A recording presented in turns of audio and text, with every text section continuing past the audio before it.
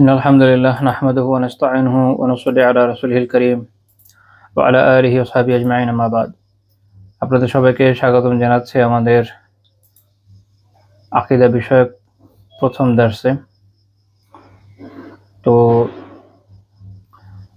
আপনাদের এই যে কোর্সটা আপনারা জানেন যেখানে মূলত আমরা যেটা আলোচনা করতে যাচ্ছি এটা ফজল আইন কোর্স বলা যায়, অর্থাৎ একজন মুমিনের যা জানা আবশ্যক সেই ধরনের ইলমগুলোর একটা সমন্বয়। আলহামদুলিল্লাহ, আল্লাহ তাআলার কাছেই তৌফিক প্রার্থনা করি যেন আমরা শেষ পর্যন্ত কোর্সকে নিয়ে যেতে পারি, করতে পারি এবং আপনারাও যেন শেষ পর্যন্ত থাকেন।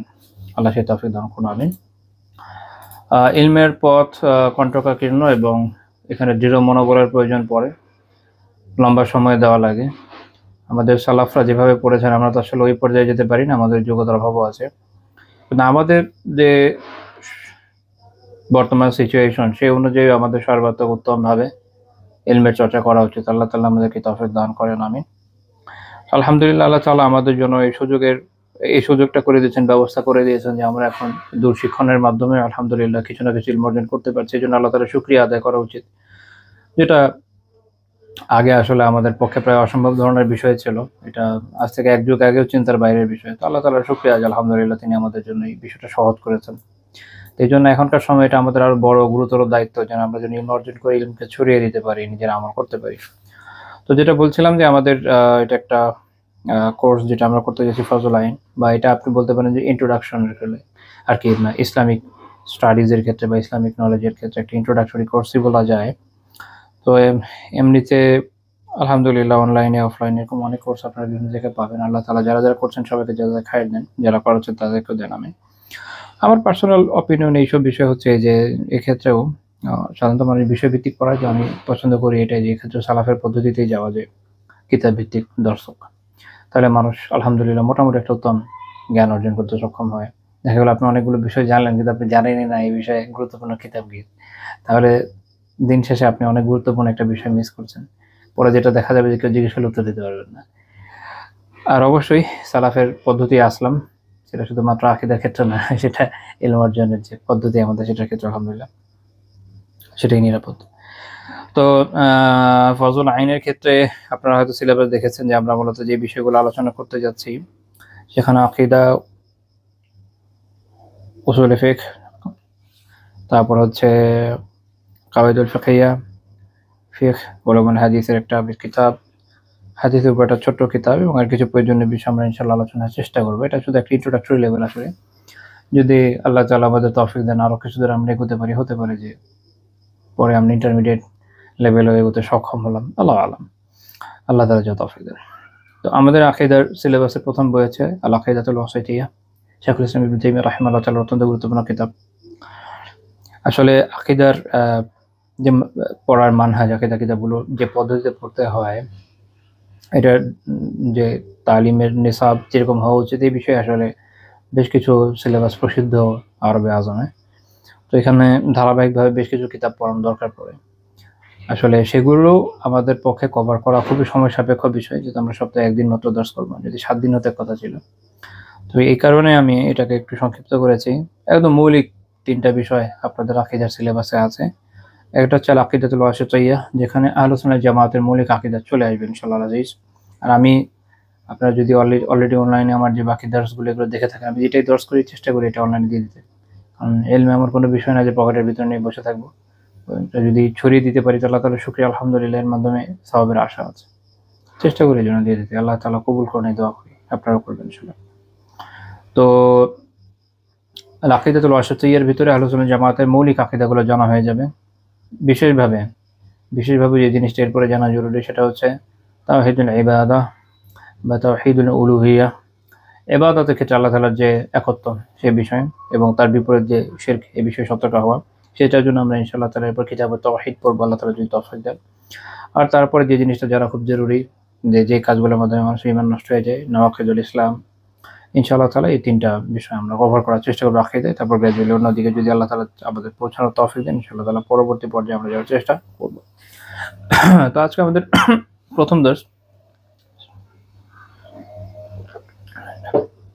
এখানে আমরা একটা জিনিস প্রথমে জানার এবং বোঝার চেষ্টা করব, সেটা হচ্ছে আকীদা পাঠের, আকীদা শেখার গুরুত্ব কি। এটা আমাদের মনে হতে পারে, আমরা তো জানি। তারপর জানার পরও আরেকটু জানলে ভালো, সমস্যা নেই। জ্ঞান যত আপনি বাড়াতে পারবেন ততই তো ভালো। দুঃখিত, আপনারা হয়তো খেয়াল করেন নাই, সেটা হচ্ছে যে আপনারা সাউন্ড পেলেও আমি আসলে লাগাইনি, স্পিকারটা লাগাইনি। এখন সাউন্ড আগের থেকে ভালো না? ল্যাপটপে সাউন্ড শুনছিলেন, যখন দেখবেন যে সাউন্ড দুর্বল অবশ্যই জানাবেন ইনশাআল্লাহ তাহলে, সাউন্ড অনেক কম পাওয়া যাচ্ছে না।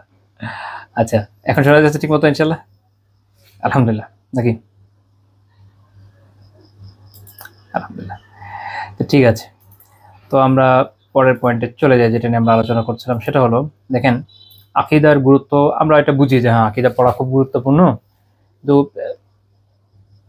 অনেকের আবার এরকম একটা চিন্তা আসে যে এখনকার সময়ে আমরা খালি মৌলিক যে বিষয়গুলো এগুলো জেনে কি বেনিফিট আমাদের হবে, এবং কেউ কেউ এই ধরনের একটা সংশয় সন্দেহ মানুষের মধ্যে সৃষ্টি করে যে তোমরা আকীদা নিয়ে পড়ছো, কিন্তু এখনকার সময়ের যে বড় বড় সমস্যাগুলো, ধরেন সেকুলারিজম, লিবারালিজম, ফেমিনিজম, আরও কী কী আছে, তো এগুলো সমস্যাগুলো কিভাবে ডিল করবে, এগুলো সম্পর্কে তুমি কিভাবে এটাকে রিফিউট করবে। তো তখন এমনভাবে বোঝানোর চেষ্টা করে যেন আকীদা শিখে আসলে ওটার কোনো সমাধান হবে না, এইভাবে অনেকে কি করে ডাউনগ্রেড করার চেষ্টা করে। তো এই জন্য আমাদের আগে এটা জানা দরকার, একটা শাস্ত্র পড়ার আগে এটা জানা জরুরি যে এই শাস্ত্রের গুরুত্ব কী। তাই জন্য আমরা আজকে ইনশাল্লাহ আলোচনা করবো যে আকীদা শাস্ত্রীয়ভাবে আমাদের যে আকীদা পাঠ, আকীদা পড়া, আকীদা শেখা, আকীদা জানা, এটার উদ্দেশ্য কী এবং এটার গুরুত্ব কী, আমরা ইনশাআল্লাহ তাআলা আলোচনার চেষ্টা করবো, এবং এটাও দেখার চেষ্টা করবো আল্লাহ তাআলা যদি তৌফিক দেন যে এইটা জানার মাধ্যমে সমকালীন সমস্যাগুলোকে আমরা কিভাবে সমাধান করতে পারি, আল্লাহ তাআলা আমাদের বোঝার তৌফিক দেন। তার প্রথম গুরুত্ব হচ্ছে এই যে সৃষ্টিগুলোকে আল্লাহ তাআলা সৃষ্টি করেছেন কেন? সৃষ্টিগুলোকে সৃষ্টি করার উদ্দেশ্যই হচ্ছে বিশুদ্ধ আকীদা। অর্থাৎ আল্লাহ তাআলা যে সৃষ্টিগুলোকে সৃষ্টি করেছেন এটার মূল উদ্দেশ্য হচ্ছে যে তারা যেন আল্লাহ তাআলার ব্যাপারে পুরো দিনের যে মূল আকীদা এটাকে সঠিকভাবে ধারণ করে। সূরা আম্বিয়ার 25 নম্বর আয়াতে আল্লাহ তাআলা কি বলেছেন, ওয়া মা আরসালনা মিন ক্বাবলিকা মির রাসূল ইল্লা নূহি ইলাইহি আন্নাহু লা ইলাহা ইল্লা আনা ফা'বুদুন। আল্লাহ তাআলা বলেছেন যে আপনার পূর্বে, হে নবী সাল্লাল্লাহু আলাইহি ওয়াসাল্লাম, আপনার পূর্বে আমি যত রাসূলকে পাঠিয়েছি তাদেরকে এই ওয়াহী করেছি যে আমি ব্যতীত আর কোনো ইলাহ নাই। অর্থাৎ ইলাহ মানে কি? মাবুদ, অর্থাৎ যার ইবাদত করা। আমি এটা পরে ইনশাআল্লাহ আবার আমরা এগুলো ব্যাখ্যা করবো যখন আমাদের দর্শ কিতাবের হবে। তো শুধুমাত্র আল্লাহ তাআলার ইবাদত করতে হবে। ইবাদত কি জিনিস এটাও আমরা আলোচনা করব, তখন দেখবেন যে ইবাদতের ভিতরে কত ব্যাপক কথা চলে আসে। তো আল্লাহ ব্যতীত কোনো ইলাহ নাই, আল্লাহ তাআলা বলছেন যে তিনি একমাত্র মাবুদ। এই ওয়াহী দিয়ে সব রাসূলকে প্রেরণ করা হয়েছে, কাজী ফা'বুদুন, কাজী তোমরা আমার ইবাদত করো। তো প্রত্যেক রাসূলকে পাঠানোর এবং তাদের মাধ্যমে এই পুরো মানব জাতিকে শিক্ষিত করার মূল উদ্দেশ্যটা কি জানানো হচ্ছে, কি শেখানো হচ্ছে তাদেরকে? এটা জানানো হচ্ছে যে আল্লাহ ব্যতীত এখন ইলাহ নাই। তাহলে আমরা আকীদাতে চলে আসলাম, এটা হলো মূল। কেন রাসূলদের পাঠানো হচ্ছে? এটা জানানোর জন্য যে তোমরা, যেহেতু বিভিন্ন প্রভাবকের কারণে মানুষ একসময় বিশুদ্ধ আকীদা হারিয়ে ফেলে, ভুলে যায়, যেমন খ্রিস্টানরা, তারা 200-300 বছরের মধ্যে তাদের পুরো ধর্মকে বিকৃত করে ফেলেছে, তাই না? অনেক মতবাদ হয়েছিল, তারপরে জর্জার মুলুক তার সবচেয়ে শক্তিশালী যে তাই সে তার মতবাদ সবার উপর চাপিয়ে দিয়েছে। তো এইভাবে বিভিন্ন সময় দেখা যায় যে মানব জাতির যে আকীদা এটা বিকৃত হয়ে যায়, তখন নবী রাসূলগণকে আল্লাহ তাআলা প্রেরণ করেন তাদের আকীদাকে বিশুদ্ধ করার জন্য। এটি তো মূল উদ্দেশ্য, জানানো যে শুধু আল্লাহ তাআলা এক সত্তা, যার ইবাদত করা যায়, তিনি একমাত্র ইলাহ, আর কেউ নেই। সূরা আয-যারিয়াতের 56 নম্বর আয়াতে আল্লাহ তাআলা বলেছেন, ওয়া মা খালাকতুল জিন্না ওয়াল ইনসা ইল্লা লিয়াবুদুন। আমি জিন এবং মানব জাতিকে সৃষ্টি করেছি শুধু এই উদ্দেশ্যে যে তারা আমার ইবাদত করবে। মানব এবং জিন জাতিকে সৃষ্টির মূল কারণ কি? আল্লাহ তাআলা অন্য জায়গায় জানিয়েছে যে সবকিছুকে বানানো হয়েছে মানব জাতির জন্যই, যেন আমরা নিজেদেরকে কিসের জন্য উৎসর্গিত করতে পারি? আল্লাহ তাআলার ইবাদতের জন্য। এখন আল্লাহ তাআলার ইবাদত যে আপনি করবেন, তো ইবাদত একটা আমল, অবভিয়াসলি। ইবাদতের শুরুটা কিসের? সেটা হচ্ছে তাকে জানা। যদি যাকে ইবাদত আপনি করবেন তাকে নাই জানেন, নাই চিনেন, তাহলে ইবাদত কিভাবে করবেন? এই জন্য ইমাম বাগাবী রাহিমাহুল্লাহ তাআলা তার তাফসীরে মুজাহিদ রাহিমাহুল্লাহ তাআলার ব্যাখ্যা উল্লেখ করেছেন। মুজাহিদ রাহিমাহুল্লাহ তাআলা অনেক বড় মুফাসসির ছিলেন, একদম তাবিঈদের সময় সবচেয়ে বড় মুফাসসির হিসেবে যাদের স্বীকৃতি দেওয়া হয় তাদের একজন হচ্ছেন মুজাহিদ রাহিমাহুল্লাহ তাআলা। তিনি ইল্লা লিয়াবুদুনের ব্যাখ্যায় বলছেন ইল্লা লিয়ারিফুনি, অর্থাৎ শুধু এই জন্যই প্রেরণ করে সৃষ্টি করেছে মানব এবং জিন জাতিকে, যেন তারা আমাকে চেনে, আমাকে জানে। তো আলটিমেটলি কি চলে আসছে? আকীদা চলে আসছে। একজন ইমাম বাগাবী রাহিমাহুল্লাহ বলেছেন যে ওয়াহাদা হাসান, এটা খুব সুন্দর কথা। لأنه لو لم يخلقهم لم يعرف وجوده وتوحيده। যদি আল্লাহ তাআলা এদেরকে সৃষ্টি না করতেন, মানুষকে সৃষ্টি না করতেন, জিনকে সৃষ্টি না করতেন, তাহলে তারা আল্লাহ তাআলার অস্তিত্ব জানতো না, আল্লাহ তাআলার তাওহীদ সম্পর্কে জানতো না। তাহলে মানব এবং জিন জাতিকে সৃষ্টির মূল উদ্দেশ্য কি? আল্লাহ তাআলাকে জানা, চেনা। তাহলে তো আকীদার কথা চলে আসছে। এবং জানা ও চেনার মাধ্যমে শুধু তার ইবাদত করা। কারণ যারা চেনার মুখ্য উদ্দেশ্য এটা জানা, এটা বোঝা এবং এটা চেনা যে আল্লাহ তাআলাই আমাদের একক সৃষ্টিকর্তা, তিনি আমাদের কাজেই একক মাবুদ, শুধু তারই ইবাদত করা হবে। তো যখন এই বিষয়, তার একত্বগুলোকে আমরা মেনে নিলাম, তখনই আমার এই জানার পূর্ণতা পেল। এখন দেখা গেল যে কেউ জানে যে আল্লাহ তাআলা আমাদের সৃষ্টি করেছেন, কিন্তু সে এর সাথে অন্য ইবাদতে অন্য কাউকে শরীক করছে কোনো না কোনো ফর্মে, তাহলে এইটা আসলে তার সৃষ্টির যে মূল উদ্দেশ্য সেটাকে ব্যাহত করে। একজন শাইখুল ইসলাম ইবনে তাইমিয়া রাহিমাহুল্লাহ তাআলা আল ইস্তিকামা কিতাবে ইবনু আব্বাস রাদিয়াল্লাহু তাআলা থেকে এই ব্যাখ্যাটা উল্লেখ করেছেন, লিয়ারিফু, অর্থাৎ তিনি বলছেন ইবনু আব্বাস রাদিয়াল্লাহু তাআলা এই তাফসীর করেছেন। তবে আমি আমার ক্ষুদ্র জ্ঞানে এবং আমি যতটুকু খুঁজে দেখেছি বিভিন্ন তাফসীরের কিতাবগুলোতে, প্রাচীন যেগুলো হচ্ছে মূল উৎস সাহাবী এবং তাবেঈদের তাফসীরের, ওখানে কোথাও ইবনু আব্বাস রাদিয়াল্লাহু তাআলা থেকে সম্পৃক্ত হিসেবে আমি পাই নাই। মানে এমন হতে পারে যে আমি হয়তো মিস করেছি, বাট আমি পাই নাই। আমি মুজাহিদ রাহিমাহুল্লাহ তাআলার কওল হিসাবেই পেয়েছি। তো ইবনু তাইমিয়া রাহিমাহুল্লাহ তাআলা এটাতে টিকা যুক্ত করছেন, উনি এটা নিয়ে বলছেন যে হাযাল কালামু সাহিহ, এটা শুদ্ধ কথা, সঠিক কথা যে আল্লাহ তাআলা সৃষ্টি করেছেন, মানে এই যে তাফসীরটা, এটা সঠিক কথা। فإن أول ما أوجبه الله على لسانه رسوله هو الإقرار بالشهادتين।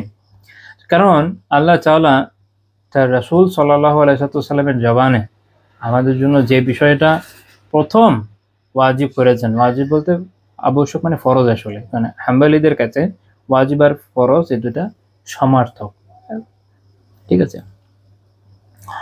তো তাহলে প্রথম যে জিনিসটা আবশ্যক করেছেন আল্লাহ রাসূলের জবানে, সেটা কি? ওয়াল ইকরার বিশাহাদাতাইন, শাহাদাতাইনের যে স্বীকৃতি, মানে আমরা বলি না লা ইলাহা ইল্লাল্লাহু মুহাম্মাদুর রাসূলুল্লাহ, এইটা। তো এটার যে স্বীকৃতি, এটা প্রথম, তাই না? একজন মানুষকে ইসলামে আসতে হলে প্রথমে এটাকে স্বীকৃতি দিতে হয়। তাহলে প্রথম তার কি করতে হচ্ছে? জানতে হচ্ছে তো যে একমাত্র আল্লাহ তাআলার ইবাদত করতে হবে, আল্লাহ তাআলা সম্পর্কে জানতে হবে। তাহলে প্রথম কাজ হলো এইটা, একদম শুরুর কাজ এটা। তো তার মানে হচ্ছে এখানে আমার আকীদা চলে আসছে। এই জন্য তারপর উনি বলছেন, কামা ক্বালা নবী সাল্লাল্লাহু আলাইহি ওয়াসাল্লাম লি মুআয বিন জাবাল লামা বা'আসাহু ইলাল ইয়ামান। যেভাবে আল্লাহ রাসূল সাল্লাল্লাহু আলাইহি ওয়াসাল্লাম মুআয বিন জাবাল রাদিয়াল্লাহু আনহু ইয়ামানে পাঠানোর সময় বলেছেন, কি বলেছেন? ইন্নাকা তাকদামু আলা কওম আলা কওমি আহলিল কিতাব, যে তুমি আহলুল কিতাব এক জাতির কাছে যাচ্ছ। অর্থাৎ মুআয রাদিয়াল্লাহু আনহু যাদের কাছে পাঠানো হয়েছিল এরা আহলুল কিতাব ছিল। ফালিয়াকুন আউওয়ালা মা তাদউহুম ইলাইহি শাহাদাতু লা ইলাহা ইল্লাল্লাহ ওয়া আন্না মুহাম্মাদার রাসূলুল্লাহ। কাজেই তাদেরকে প্রথম যে বিষয় থেকে আহ্বান করবে সেটা হচ্ছে এই সাক্ষ্য দেওয়া যে আল্লাহ ব্যতীত কোনো ইলাহ নাই এবং মুহাম্মদ আল্লাহ তাআলার রাসূল সাল্লাল্লাহু আলাইহি ওয়াসাল্লাম। যখন আমরা রিসালাতের কথা এখানে নিয়ে আসছি, তাহলে এটা আকীদার আরেকটা পার্ট। আমরা একসময় ইনশাআল্লাহ আলোচনা করব যে আকীদার আলোচ্য বিষয় কি। তাওহীদের আলোচনা হলো, আল্লাহ তাআলার একত্বের কথা আসলো এবং রিসালাতের স্বীকৃতির কথা আসলো। জরুরি, দুইটা মিলেই তো। তো তাহলে এখানে আমরা দেখছি যে আকীদার আলোচনা চলে আসছে। একজন মানুষের কাছে আমরা আসলে প্রথম কিসের দাওয়াটা দিই? আকীদার দাওয়াই তো দিই, অন্য কিছুর দাওয়াত আর করছি না। এইভাবে একজন মুমিন যখন কাফের কাছে দাওয়া দেয়, কিসের দাওয়াত? অ্যাকচুয়ালি ফার্স্টে বলে যে আসো নামাজ পড়ো না, আকীদার দাওয়া আগে হয়। তাহলে এটা হলো মূল, এটা হলো মূল। তো এই হাদিস ইমাম বুখারী এবং মুসলিম রাহিমাহুল্লাহ উল্লেখ করেছেন। তো এই জন্য আমরা দেখি এই আয়াত উল্লেখ করে ইমাম ইবনু বাত্তাহ রাহিমাহুল্লাহ তাআলা, অনেক প্রাচীন ইমাম, ওনার কিতাব আল ইবানাতুল কুবরা, ওখানে এই আয়াত সম্পর্কে এটা খুব গুরুত্বপূর্ণ কথা বলেছেন, চমৎকার কথা। উনি বলছেন ফাইন্নাহু জামাআ ফি হাযিহিল আয়াহ আল কাউল আল আমাল ওয়াল ইখলাস ওয়া তাআ লিইবাদাতিহি ওয়া তাআতিহি ওয়াল ঈমান বিহি ওয়া বিকুতুবিহি ওয়া রুসুলিহি ওয়া মা কানু আলাইহি মিন ইবাদাতিল্লাহি ওয়া তাআতিহি। তিনি বলছেন যে এই এক আয়াতের মধ্যে যে আল্লাহ তাআলা বলছেন যে আমি জিন এবং মানব জাতিকে সৃষ্টি করেছি শুধু আমার ইবাদতের জন্য, এই এক আয়াতের মধ্যে আল্লাহ তাআলা যে আমল, কথা, আমল, তারপরে ইখলাস, আল্লাহ তাআলার আনুগত্য, তার ইবাদা, ঈমান, কিতাবের উপর ঈমান, রাসূলদের উপর ঈমান, আসলে সবকিছু এর ভিতরে নিয়ে এসেছেন। কারণ এই এই এই কথার ভিতরে কিভাবে সব চলে আসে। এক তো হচ্ছে যে যখন আল্লাহ তাআলা বলছেন তাকে শুধু তার ইবাদতের জন্য সৃষ্টি করেছেন, তখন তার জানার কথা যেমন চলে আসছে, তখন এটা স্বীকৃতির কথা আসে, সাদার কথা আসে। একটু আগের হাদিস থেকে আমরা বুঝলাম। তাহলে কথা উল্লেখের কথাও আছে, আমলের কথাও আছে, কারণ ইবাদতের কথা যেহেতু আছে, ইখলাসের কথা আছে, কারণ ইবাদত যখন আপনি শুধু আল্লাহর জন্যই করবেন, ইখলাস চলে আসলো। আল্লাহ তাআলা আনুগত্যের কথা আসলো, কারণ আপনি শুধু আল্লাহর ইবাদত করবেন, আনুগত্যের কথা আসলো। ঈমানের কথা আসলো, ঈমান কি বিষয় আসলো? আল্লাহ তাআলার কিতাবসমূহ, রাসূলদের তাদের ব্যাপারেও আসলে ঈমানের কথা চলে আসে। কারণ এই কথাটা আপনি জানলেন কোত্থেকে? তখন রিসালার কথা চলে আসবে, তারপর রিসালাতের কথা চলে আসবে, কিতাবের কথা আসবে, কারণ কোরআন থেকে আমরা জানছি। এটা মেনে নিচ্ছি যখন, তখন কোরআনের কথাও আসতেছে। তো এইভাবে সবগুলো বিষয় আসলে এই একটা আয়াত ধারণ করে। তো এরপরে আমাদের তাহলে দ্বিতীয় পয়েন্টে আমরা যাবো ইনশাআল্লাহ। তাহলে দ্বিতীয় পয়েন্ট হচ্ছে যে আকীদা হচ্ছে দ্বীনের মূল। আকীদা হলো দ্বীনের মূল। আল্লাহ তাআলা কি বলছেন সূরা আনআমের 48 নম্বর আয়াতে, ওয়া মা নুরসিলুল মুরসালিনা ইল্লা মুবাশশিরিন ওয়া মুনযিরিন।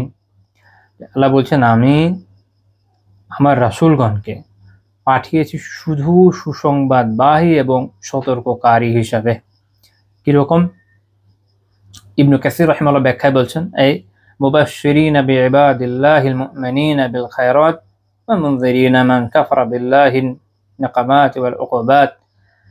ইবনু কাসির রাহিমাহুল্লাহ উল্লেখ করছেন যে মানে হচ্ছে যে আল্লাহ তাআলা রাসূলদের পাঠিয়েছেন কেন?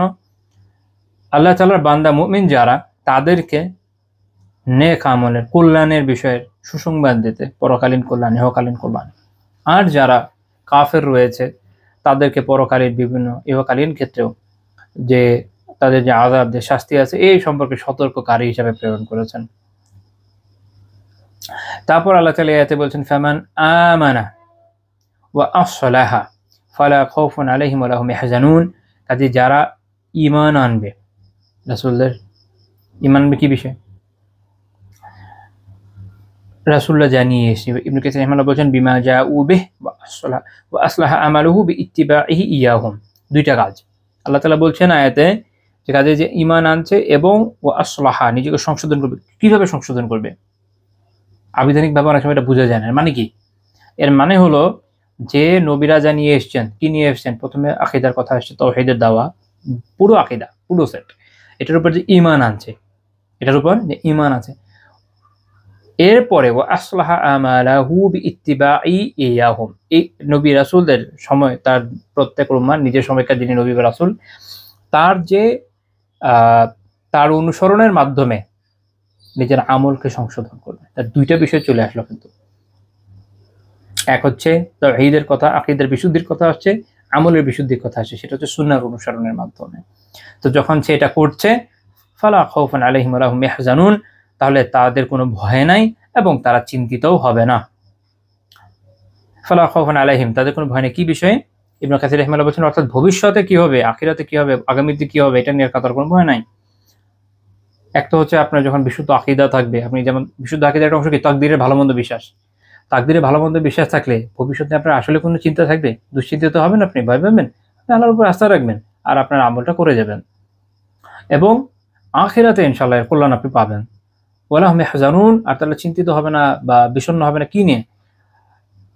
ইলা মা ফাতাহুম, তাদের যা চলে গেছে পিছনের দিনে, বা ইবনে কাসির রাহিমাহুল্লাহ ব্যাখ্যা করছেন যে আগের সময় চলে গেছে, বা দুনিয়ার ক্ষেত্রে যে বিষয় ক্ষতি তাদের হয়ে গেছে, এগুলোরই আর তার কোনো দুশ্চিন্তা, উদ্বিগ্নতা বা চিন্তিত হওয়া, কষ্ট, এগুলো কিছুতে থাকবে না। এখানেও কিন্তু তাকদীরের বিশ্বাসের কথা চলে আসে। আবার আকীদা আসে। আকীদা কি তাকদীরের তাকদীর কি আকীদার বাইরে? না, ভিতরের বিষয় তো। আমাদের অনেকের একটা মানে একটা সংকীর্ণ সেন্স হয়ে গেছে, আকীদা আলোচনা করতে গেলে সবাই শুধু আসমা সিফাতে যায়। আসমা সিফাত অবভিয়াসলি গুরুত্বপূর্ণ বিষয়, তাওহীদের চলে আসবে। বাট মনে রাখবেন আকীদার সেট তো লম্বা, তার মধ্যে অন্য বিষয় আছে, যেমন তাকদীরে ভালো মন্দ বিশ্বাস। তো যে আলহামদুলিল্লাহ তাকদীরে ভালো মন্দ বিশ্বাস রাখে, অতীতে যা হয়ে গেছে উনি আর মাথা ঘামায় না, যা হয়েছে হয়েছে, তাই না? কদরুল্লাহ মা শাআ ফাআলা, সেটা বলে, যেমন হাদিসে এসেছে আল্লাহ তাআলার নির্ধারিত তাকদীর, যা হয়েছে হয়েছে, আল্লাহ যা চেয়েছেন করেছে, শেষ। সে আগের দিকে ভবিষ্যতের দিকে তাকায়, সে দ্রুততার সাথে এগিয়ে যায়। তাই জন্য তার অতীত এবং ভবিষ্যৎ উভয় কল্যাণ করায়, আখিরাত তো অবভিয়াসলি। তো কাজে এই আয়াতে প্রথমে যেটা আমরা দেখলাম যে আকীদা হচ্ছে দ্বীনের মূল। কেন? কারণ প্রথম কথা হচ্ছে ফামান আমানা, প্রথম কাজ হচ্ছে যে ঈমান এনেছে। ঈমান আনলে আকীদার কথা আসছে। তো তাহলে আমল পরে, আগে কি? ঈমান। আগে হচ্ছে ঈমান, আগে হচ্ছে আকীদা। যখন আকীদা বিশুদ্ধ তারপর আমলের কথা আসছে। তো তাহলে আমরা বুঝলাম যে আকীদা হচ্ছে দ্বীনের মূল। 3 নম্বর পয়েন্ট হচ্ছে নবী রাসূলদের দাওয়াতের মূল বিষয় কি ছিল? আকীদাই ছিল। যেমন একটু আগে আমরা একটা এমনি আলোচনা করেছি, আরেকটু প্রাসঙ্গিক আলোচনা আমরা যেতে পারি সূরা আন-নাহলের 34 নম্বর আয়াত। আল্লাহ তাআলা বলেছেন ওয়ালাকাদ বাআসনা ফি কুল্লি উম্মাতির রাসূলা আন ইবুদুল্লাহ ওয়াজতানিবুত তাগুত। আমি প্রত্যেক উম্মার কাছে, প্রত্যেক জাতির কাছে রাসূল প্রেরণ করেছি এই মর্মে যে তোমরা শুধু আল্লাহ তাআলার ইবাদত করো এবং তাগুতকে বর্জন করো। আমরা পরে ইনশাআল্লাহ এটা নিয়ে আলোচনা করব, তাগুত কি জিনিস। এমনিতে তাগুতের অর্থ হচ্ছে যে অতি পরিমাণে সীমা লঙ্ঘনকারী। 1 নম্বর তাগুত হচ্ছে শয়তান, তারপর শয়তানের অনুগামী যারা আছে আর কি। এটা হচ্ছে সংক্ষিপ্ত ব্যাখ্যা, তার ভিতরে সব কথা চলে আসে। সীমা লঙ্ঘনের ক্ষেত্রে যারা শয়তানের অনুসারী। তো এই যে মূর্তি যেগুলো পূজা করা হয় আরো যা হতে পারে, আল্লাহ তাআলা জানাচ্ছেন যে রাসূল প্রেরণের মূল উদ্দেশ্য হচ্ছে এই যে দুইটা বিষয়। এক হচ্ছে আল্লাহ তাআলার ইবাদত এর কথা মানুষকে জানানো, তার মানে আল্লাহ তাআলা যে একমাত্র মাবুদ এটা শেখানো। তার মানে হচ্ছে কি তাওহীদ আকীদার কথা চলে আসছে, এবং তাগুতকে বর্জন করা। এখানেও আকীদার কথাই চলে আসে। শিরক বর্জন করে আকীদার বিষয়, কুফর বর্জন করে এটা আকীদার বিষয়। আমল অবভিয়াসলি, কারণ আকীদার এমন অনেক বিষয় আছে যেটা আমলের সাথে কোরিলেটেড, আলাদা হয় না, কিন্তু এগুলোর মূল হচ্ছে কি আকীদার ভিতর চলে আসে। নবী রাসূলদের দাওয়াতের মূল বিষয় তো ছিল আকীদা। আমাদের তো কাজ এটাই হওয়া উচিত। তো এই জন্য ইমাম ইবনে তাইমিয়া রাহিমাহুল্লাহ তাআলা একটা কিতাব আছে আল জাওয়াবুস সহিহ, এটা মানে খ্রিস্টানদের রদ করে লিখেছেন, খুব সুন্দর কিতাব। ওখানে উনি বলেছেন ফাহাযা ইখবারুম মিনহু সুবহানাহু ওয়া তাআলা, এটা আল্লাহ তাআলার পক্ষ থেকে এই আয়াত আমাদের জানাচ্ছে, খবর দিচ্ছে যে আন্নাহু বাআসা ফি কুল্লি উম্মাতির রাসূলা, যে আল্লাহ তাআলা প্রত্যেক উম্মতের কাছেই রাসূল প্রেরণ করেছেন, একজন রাসূল প্রেরণ করেছেন। ইয়াদউহুম ইলা ইবাদাতিল্লাহি ওয়াহদা, যে তারা এই উম্মাহগুলোকে কি আহ্বান করেছে শুধুমাত্র আল্লাহ তাআলার ইবাদতের জন্য, কারণ শুধু আল্লাহ তাআলার ইবাদত। আর আরেকটা কিতাব আছে ওনার দারউ তাআরুদুল আকল ওয়ান নাকল, এই কিতাবে এখানে উনি এটা আবার আরেক দিকের আলোচনার বিষয়। নাকল অর্থাৎ কোরআন এবং সুন্নাহ যা আসে তার সাথে যদি আকল, মানুষের বিবেকের বিরোধ হয় কি হয় না, বা হলে কিভাবে সমাধান হবে, এটা নিয়ে যারা মুতাকাল্লিমিন, যারা কালাম শাস্ত্রবিদ, তারা একটা ভিন্ন আঙ্গে গিয়ে আলোচনা করে থাকেন। তো শেখুল ইসলাম রাহিমাহুল্লাহ মূলত এটাকে খুব বিস্তারিতভাবে এখানে রদ করেছেন, বিশেষভাবে একজনের রদ করার মাধ্যমে। তো এটা খুবই গুরুত্বপূর্ণ কিতাব, একটা অসাধারণ কিতাব। তো তিনি ওখানে বলছেন যে আখবারা আন কুল্লি নাবিয়্যিন মিনাল আম্বিয়া আন্নাহুম দাউন নাস ইলা ইবাদাতিল্লাহি ওয়াহদাহু লা শারীকা লাহ। যে তিনি বলছেন, ইবনে তাইমিয়া রাহিমাহুল্লাহ, যে এই আয়াতে আল্লাহ তাআলা আমাদের জানাচ্ছেন সকল নবীদের বিষয়ে যে তারা প্রত্যেকেই মানুষকে আল্লাহ তাআলার একমাত্র আল্লাহ তাআলার ইবাদত করার জন্য এবং তার সাথে কাউকে যেন শরীক করা না হয় এই আহ্বান করতেন। তাহলে এটা সবার, আমরা বুঝলাম যে সবার দাওয়া হচ্ছে এটা, সব নবীদের দাওয়া, বেসিক দাওয়া এটা, যে আকীদা। ইমাম ইবনে আবিল ইজ রাহিমাহুল্লাহ তাআলা শারহ আকিদাত তাহাবিয়াতে বলছেন, ইলাম, জেনে রাখুন, আন্না তাওহীদ আউয়াল দাওয়াতির রাসূল, যে তাওহীদ হচ্ছে রাসূলদের প্রথম দাওয়া। তাওহীদ হচ্ছে রাসূলদের প্রথম দাওয়া। আমরা এরপরে ইনশাআল্লাহ আগামী দিনে আলোচনা করব, এটা আল্লাহ তৌফিক দিলে, যে এই শব্দগুলো মূলত সমার্থক বা একই অর্থ বহন করে। তো তাওহীদ হলো রাসূলদের প্রথম দাওয়ার বিষয়। ওয়া আউয়ালু মানাজিলিত তারিক ওয়া আউয়ালু মাকামি ইয়াকুমু ফীহি সালিক ইলা আল্লাহ আযজা ওয়া জাল। তাওহীদ হচ্ছে রাসূলদের প্রথম দাওয়া এবং পথের প্রথম মঞ্জিল, এবং আল্লাহ আযজা ওয়া জালের দিকে যারা সালেক, যারা পথিক, আল্লাহ তাআলার পথের পথিক, তাদের প্রথম পা রাখার জায়গা হলো এটা তাওহীদ। প্রথম কি বলে, স্টেপিং স্টোন বলে, একদম ফার্স্ট ওয়ান। এটা দিয়ে মানুষ দিনে ঢুকে, এটা দিয়ে মানুষ এগিয়ে যায়। কাজেই আমরা বুঝলাম যে নবী রাসূলদের দাওয়ার মূল কথাই ছিল আকীদা। তাহলে আমরা কেন সেটা বাদ দিব, তাই না? এটা দিনের মূল ভিত্তি। আমরা জানলাম যে আল্লাহ তাআলা আমাদের সৃষ্টি করার মূল উদ্দেশ্য এটা। নবী রাসূলগণের দাওয়ার মূল উদ্দেশ্য, তাদের যে দাওয়ার মূল কথা সেটা ছিল আকীদা। তারা এটা দিয়ে প্রথম দাওয়া করতেন। আমাদেরও তাই হওয়া উচিত তাদের অনুসরণের মাধ্যমে, কারণ তার মাধ্যমে সাফল্য আছে। 4 নাম্বার পয়েন্ট, আমল শুদ্ধ হওয়ার এবং আমল কবুল হওয়ার শর্ত হলো বিশুদ্ধ ঈমান। আমল শুদ্ধ হওয়ার, আমল কবুল হওয়ার শর্ত হলো বিশুদ্ধ ঈমান। কারো যদি ঈমানের ত্রুটি থাকে তাহলে অনেক ক্ষেত্রে এমনও হতে পারে যে আমল কবুলই হচ্ছে না, এই পর্যায়ে সে চলে গেল। সূরা বাকারার 152 নম্বর আয়াতে আল্লাহ তাআলা বলেছেন, বালা মান আসলামা ওয়াজহাহু লিল্লাহি ওয়া হুয়া মুহসিনুন, যে কেউ আল্লাহ তাআলার কাছে সম্পূর্ণরূপে আত্মসমর্পণ করে, আসলামা মানে এখানে আত্মসমর্পণ করে, এবং ওয়া হুয়া মুহসিনুন, এবং সে সৎ কর্মশীল। সাঈদ ইবনে জুবাইর রাহিমাহুল্লাহ তাআলার তাফসির করেছেন এটা যে আলা মান আসলামা মানে আখলাসা, যে নিজের যে ইবাদতকে শুধু আল্লাহ তাআলার জন্য খালিস করা নাই। এমনি পরে তো আছে বালা মান আসলামা ওয়াজহাহু লিল্লাহি, এখানে যখন আছে আল্লাহ তাআলার জন্যই, তখন এখান থেকে এমনিও বুঝে যায় যেটা আল্লাহ তাআলার জন্যই খালিস করে নাও। এবং ওয়া মুহসিনুন, এবং সে হচ্ছে কি সৎকর্মশীল। মুহসিন মানে উনি ব্যাখ্যা করছেন যে মানে মুত্তাবিউন ফিহি রাসূলাহ, মুত্তাবিউন ফিহি রাসূলাহ সাল্লাল্লাহু আলাইহি ওয়াসাল্লাম, যে সে হচ্ছে আল্লাহ রাসূল সাল্লাল্লাহু আলাইহি ওয়াসাল্লামের অনুগামী। তাহলে মুহসিন এক হচ্ছে সৎকর্মশীল। তাফসীরে জালালাইনে এটার ব্যাখ্যা করা হচ্ছে মুওয়াহহিদ, যে একত্ববাদী।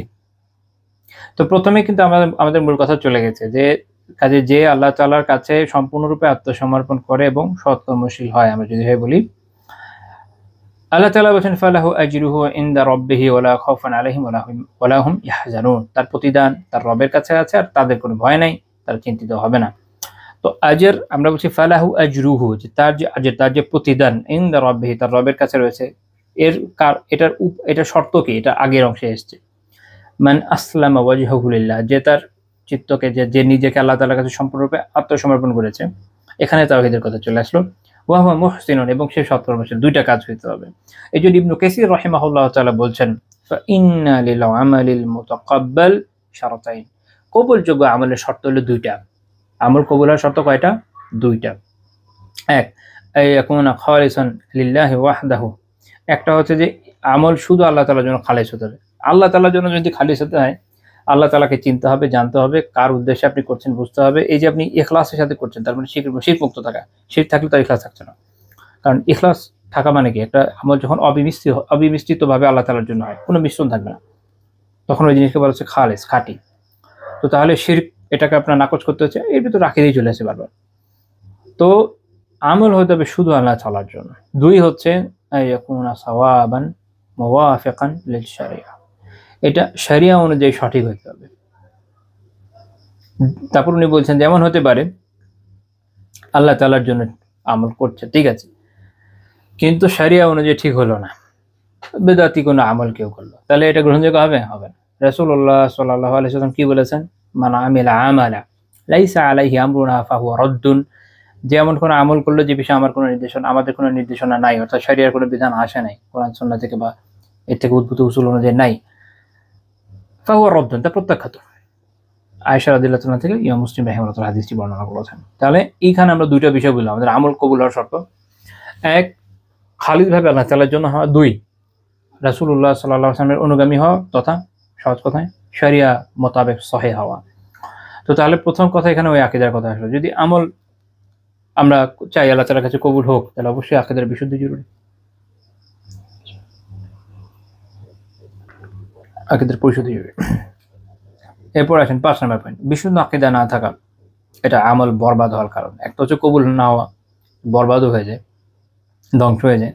সূরা ফুরকানের 23 নম্বর আয়াতে আল্লাহ তাআলা বলেন ওয়াকাদিমনা ইলা মা আমিলু মিন আমালিন ফাজআলনাহু হাবাআন মানসুরা। আল্লাহ তাআলা বলছেন যে আমি তাদের আমলের অভিমুখী হবে, মনোযোগ দেবে এগুলোর দিকে, এগুলোকে একদম বিক্ষিপ্তভাবে ধ্বংস করে দেবে আল্লাহ তাআলা বলছেন। কথা হচ্ছে যেটা, এটা কখন হবে? ইবনে কাসির রাহিমাহুল্লাহ বলেন ওয়াহাদা ইয়াউমুল কিয়ামা, এটা কিয়ামতের সময় হবে, যখন আল্লাহ তাআলা বান্দার আমলের হিসাব করবেন। তখন যারা মুশরিক, এটা মূলত মুশরিকদের কথা আসছে, তো তারা মনে করবে যে তারা তো অনেক ভালো কাজ করেছে দুনিয়াতে। এমন অনেক মুশরিক কাফেররা তো আছে, অনেক ভালো ভালো কাজ করে না, তো তারা মনে করবে যে এগুলোর মাধ্যমে আমি হয়তো নাজাত পেয়ে যাব। কিন্তু এটা তো ওই যে দুইটা শর্ত নাই। একটা কি? তিনি বলছে ইম্মাল ইখলাসু ফিহা, একটা ইখলাস নাই, অর্থাৎ তার বিশুদ্ধ আকীদা নাই, সে কুফরের মধ্যে লিপ্ত ছিল, শিরকের মধ্যে লিপ্ত ছিল, সে হয়তো হিন্দু ছিল, বুদ্ধ ছিল, খ্রিস্টান ছিল, এনিথিং, ইসলাম কবুল করে নাই। আবার নিজেকে মুসলিম দাবি করলেও সে এমন শিরকের মধ্যে লিপ্ত ছিল যেটা হয়তো তাকে ইসলাম থেকে বের করে দিয়েছে। অথবা আরেকটা হতে পারে যে আল্লাহ তাআলার শরিয়ার অনুগামী হয়নি সেটা, ফলে এটা বাতিল হয়ে গেছে, ফলে ওইটার গ্রহণযোগ্য হয়নি। আল্লাহ তাআলা ওই দিন এগুলোকে বিক্ষিপ্ত ধূলিকণায় পরিণত করবেন, ধ্বংস করে দেবেন। এই আমলের কোনো দাম থাকবে না। আমরা অন্য হাদিসেও দেখি, সুনান ইবনে মাজাহ 2536 নম্বর হাদিস, রাসূলুল্লাহ সাল্লাল্লাহু আলাইহি ওয়াসাল্লাম বলেছেন লিয়াকবালুল্লাহু মিন মুশরিকিন আশরাকা বা'দা মান আসলামা এটা তাদের কথা উনি বলছেন যারা ইসলামে আসার পরে শিরক করে ধ্বংস হয়ে যায়, আছেন অনেক ইসলাম থেকে বেরোয়।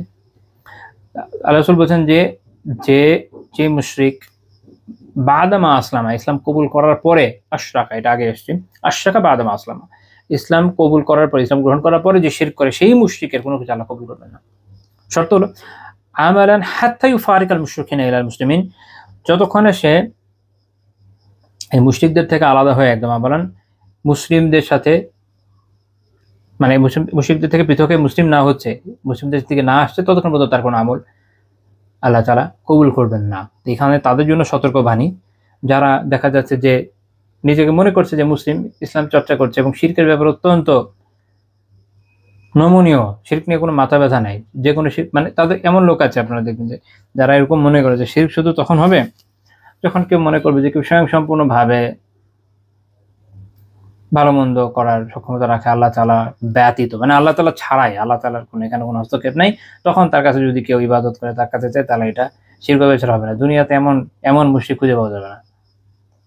এই কারণে আমরা দেখি যে খ্রিস্টানরা পর্যন্ত আলিয়াউযুবিল্লাহ ঈসা আলাইহিস সালামের ব্যাপারে যে আকীদা রাখে, কি বলে দ্য সান, কার সাথে যুক্ত করে? দ্য ফাদারের সাথে, আলাদা রাখে, স্বয়ংসম্পূর্ণ বিশ্বাস করে না, কেউ বিশ্বাস করে না, সব মুশরিকরা এভাবে বিশ্বাস করে। তো যাই হোক, তো এটা আমাদের বোঝা দরকার যে তাহলে আকীদার বিশুদ্ধি কেন জরুরি, কেন শিরক সম্পর্কে জানা দরকার, কেন কুফর থেকে সতর্ক থাকা দরকার। যদি কেউটা না থাকে, নিজের অজান্তে এইসব অপকর্মের মধ্যে সে পড়ে যাবে, সে ধ্বংস হয়ে যাবে, সে তো টেরও পাবে না। এই জন্য সতর্ক থাকা খুব জরুরি। এটা সুনান ইবনে মাজাহ 2536 নম্বর হাদিস, শেখ আলবানী রাহিমাহুল্লাহ সুনানে হাসান বলেছেন। তো যে আয়াতটা আমি বললাম, এটা সম্পর্কে শেখ আব্দুর রহমান বিন হাসান আল শেখ রাহিমাহুল্লাহ তাআলা ফাতুল মাজিদ শারহ কিতাব তাওহীদ বলছেন, فهذه الأعمال التي كانت في الدنيا على غير سنة رسله وطريقتهم ولغير وجهه। তো তিনি বলছেন যে এই আমলগুলো, উনি একটু আগ বাড়িয়ে বলছেন যে এই আমলগুলো যারা করেছিল তারা হচ্ছে দুনিয়াতে তাদের রাসূলদের সুন্নাহর বাইরে গিয়ে করেছে, অনুযায়ী করে নাই, সুন্নাহর বিমুখ হয়েছিল, এবং তাদের তরিকা মতো রাসূলদের পথ অনুযায়ী পথে চলে করে নাই, এবং আল্লাহ তাআলার জন্য, আল্লাহ তাআলার সন্তুষ্টির জন্য করে নাই। অর্থাৎ যে দুইটা কথা, ইখলাস এবং শরিয়ার বাইরে গিয়ে করা। আল্লাহু হাবা মাতুরা লা ইয়ানতাফিউ মিনহা সাহিবুহা বিশাইইন আসলা, আল্লাহ তাআলা এগুলোকে বিক্ষিপ্ত ধূলিকণায় পরিণত করবেন, ফলে এগুলো তার যেই আমলগুলো যারা করেছে তাদের জন্য কোনো উপকারে আসবে না। ওয়া হাযা মিন আ'যামিল হাসারাতি আলাল আবদি ইয়াউমাল কিয়ামাহ আইয়ারা সাহিয়াহু যায়িআ, এটা একজন ব্যক্তির জন্য খুব দুঃখের, কষ্টের এবং কিয়ামতের দিন একজন বান্দার জন্য এটা আসলে সবচেয়ে আফসোসের বিষয় হবে কি, যে সে দেখবে যে তার যে প্রচেষ্টা সারা জীবনে এগুলো সব ধ্বংস হয়ে গেছে, নষ্ট হয়ে গেছে, এগুলো কোনো কাজে আসছে না। তাহলে আমলকে যদি আমরা চাই যে এগুলো কবুল হোক, আল্লাহ তাআলা গ্রহণ করুন, তাহলে অবশ্যই আমাদের আকীদার বিশুদ্ধি জরুরি। 6 নম্বর পয়েন্ট, এখানে একটা খুব গুরুত্বপূর্ণ কথা এই প্রসঙ্গে বলি। পরবর্তী জামানার অনেক মানুষের চেয়ে সাহাবীদের আমল অনেক বর্ণনা অনুযায়ী দেখলে আপনাদের মনে হবে যে সংখ্যার বিচারে আমরা কোয়ান্টিটি দিয়ে বিচার করি তুলনামূলক কম মনে হবে। পরবর্তী যুগে এমন আলিম, এমন আবিদরা বিগত হয়েছেন যারা অনেক রাকাত সালাত আদায় করেছেন, অনেক সিয়াম পালন করেছেন, অনেক তিলাওয়াত করেছেন। তো সাহাবীরা যখন আপনি হিসাব করতে বসবেন, তখন মনে হবে যে সংখ্যার বিচারে সেটার পরিমাণটা পরবর্তীদের থেকে কম মনে হতে পারে, অথচ তাদের মর্যাদা সর্বোচ্চ। কেন? এর অনেক কারণ আলিমরা উল্লেখ করেছেন। তার মধ্যে একটা গুরুত্বপূর্ণ কারণ হচ্ছে তাদের যে ইখলাস ছিল, তাদের যে আকীদাগত বিশুদ্ধি ছিল, এটার সাথে পরবর্তী কেউই আসলে তুলনীয় না, পরবর্তী সময়।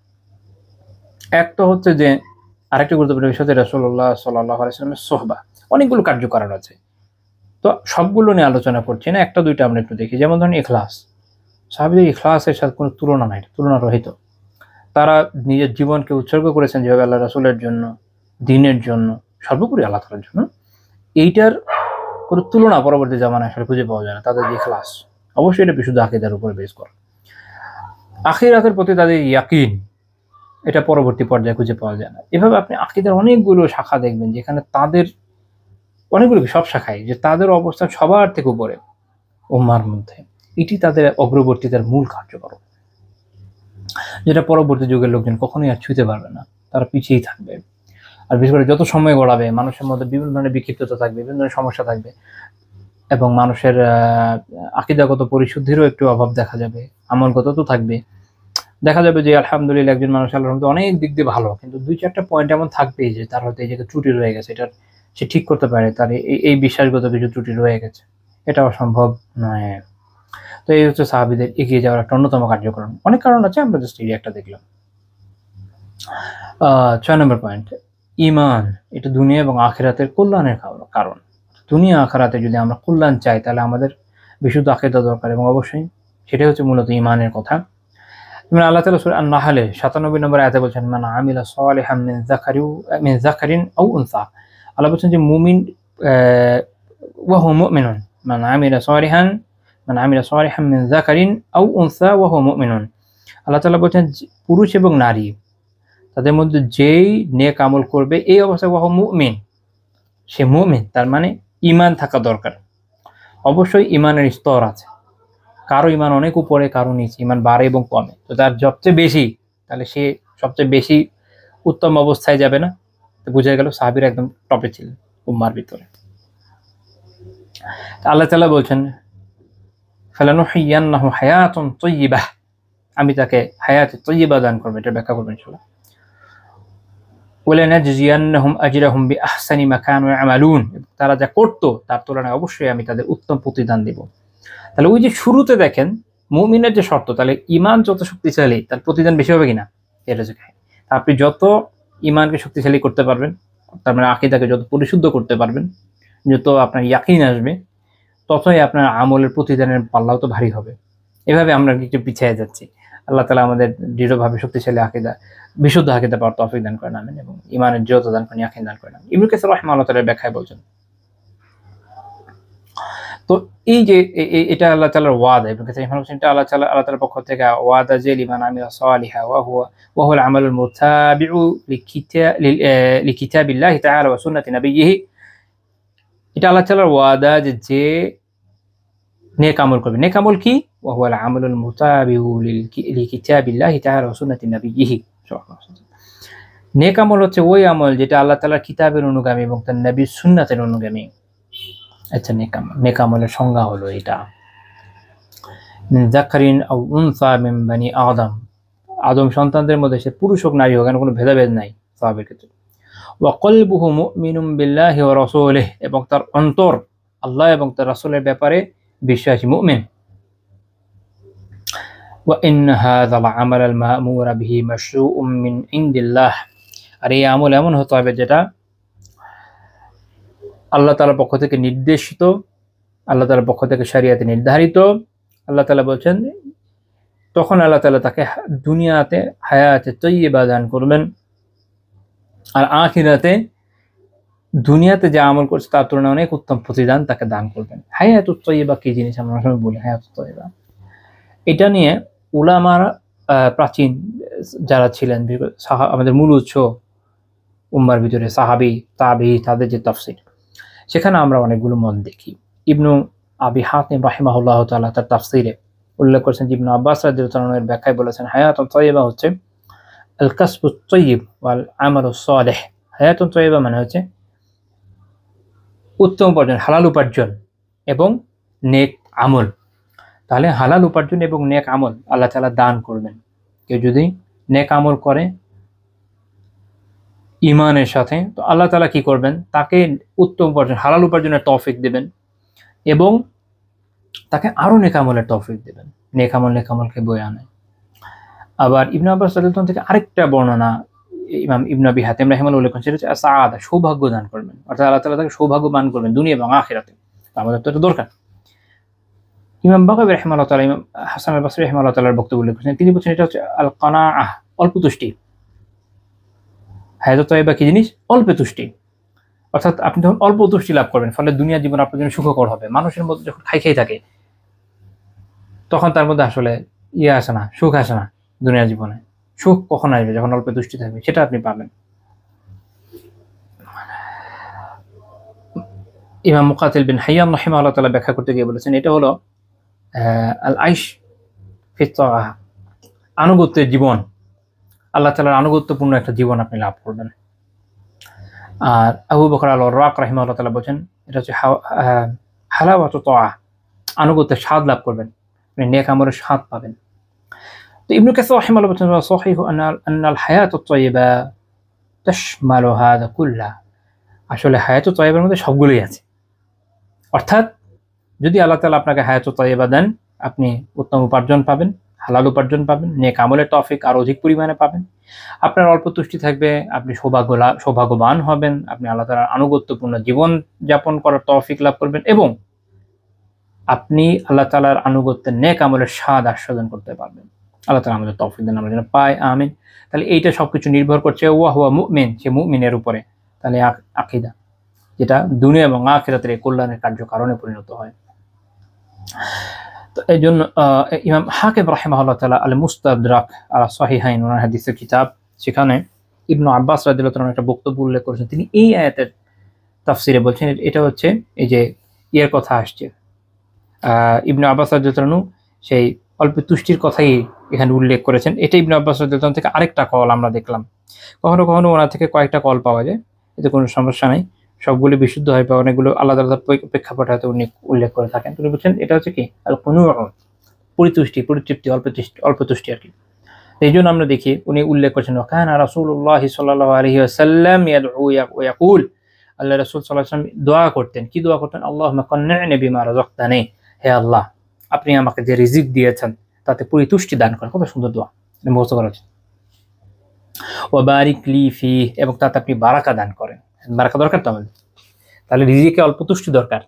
তাহলে যা রিজিক পাবেন সন্তুষ্ট থাকবেন। মনে রাখেন যে যার অন্তরে অল্প তুষ্টি নেই, সে যতই পাক সে কোনো সুখ পাবে না, শান্তি পাবে না, সে আরো খাই খাই করতে করতে ধ্বংস হয়ে যাবে।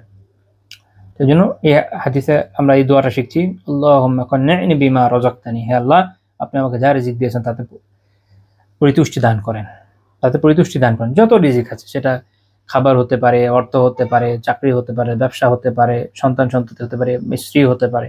দেখেন যার মধ্যে তুষ্টি নাই, এক বউ নিয়েও সুখে থাকে না, এমন লোক 4 বউ নিয়েও সুখে থাকে না, আরো খাই খাই লাগে। আবার সন্তানের ক্ষেত্রে নিজের সন্তান নিয়ে সুখে থাকে না, খালি মনে অমুকের সন্তান আরো ভালো, তমুকের সন্তান আরো ভালো, এরকম লাগে। পরিতুষ্টি নাই। চাকরির ক্ষেত্রে একবার এটা ভালো লাগে না, ছাড়ে ওটা ধরে, ব্যবসা সবকিছুতে শান্তি পায় না। এই জন্য পরিতুষ্টি দরকার। যে কোনো রিজিক যা আপনি পাচ্ছেন, দুনিয়ার একটা রিজিকেই পরিতুষ্টি, দুইটা রিজিক আছে, যেটা যদি পরিতুষ্টি না হয় তো এটা ভালো, বরং আরো খাই খাই থাকা উচিত। 1 নেক আমল, 2 ইলম।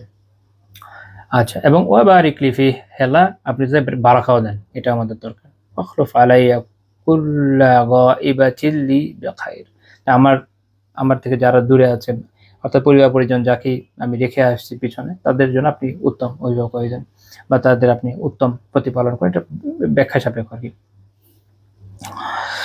আল্লাহ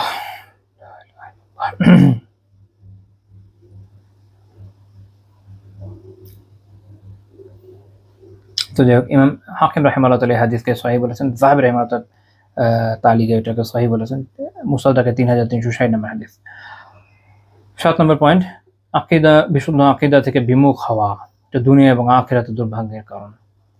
এখানে আল্লাহ তাআলা সূরা তাহার 124 নম্বর আয়াতে বলেছেন, ওয়ামান আ'রাদা আন যিকরি, যে আমার স্মরণ থেকে মুখ ফিরিয়ে নেয়, ফাইন্না লাহু মাঈশাতান যানকা, নিশ্চয় তার জন্য হবে এক সংকুচিত জীবন। ওয়া নাহশুরুহু ইয়াওমাল কিয়ামাতি আমা, আমি তাকে কিয়ামত দিনে উঠাবো অন্ধ অবস্থায়। শাইখুল ইসলাম ইবনে তাইমিয়া রাহিমাহুল্লাহ তাআলা তার একটা কিতাব আছে সাফাদিয়াহ, যেখানে তিনি বলছেন যে আল্লাহ তাআলা এটা বলে ব্যাখ্যা করছেন এই আয়াতে আসলে, ফাবায়ানা আন্না মান ইত্তাবাআল হুদা আল্লাযী জাআ মিন ইনদিহি ওয়া হুয়া মা জাআত বিহি রুসুল। যে কাজেই এই আয়াত থেকে কি বোঝা যাচ্ছে, ব্যাখ্যাটা দেখেন, যে এখানে কিন্তু জিকিরের উদ্দেশ্য খালি আল্লাহ আল্লাহ বা এরকম জিকির না। ব্যাখ্যা করবেন ইনশাআল্লাহ একটু পরে, শাইখুল ইসলামের কথাটা একটু বলে নেই। তাহলে তিনি বলছেন যে এখানে আল্লাহ তাআলা এটা ব্যাখ্যা করে দিচ্ছেন, বর্ণনা করে দিচ্ছেন যে আল্লাহ তাআলার কাছ থেকে আসা হিদায়াতের অনুসারী হয় এবং তার রাসূলদের মাধ্যমে যা এসেছে তার অনুসারী হয়, তার অনুসরণ করে।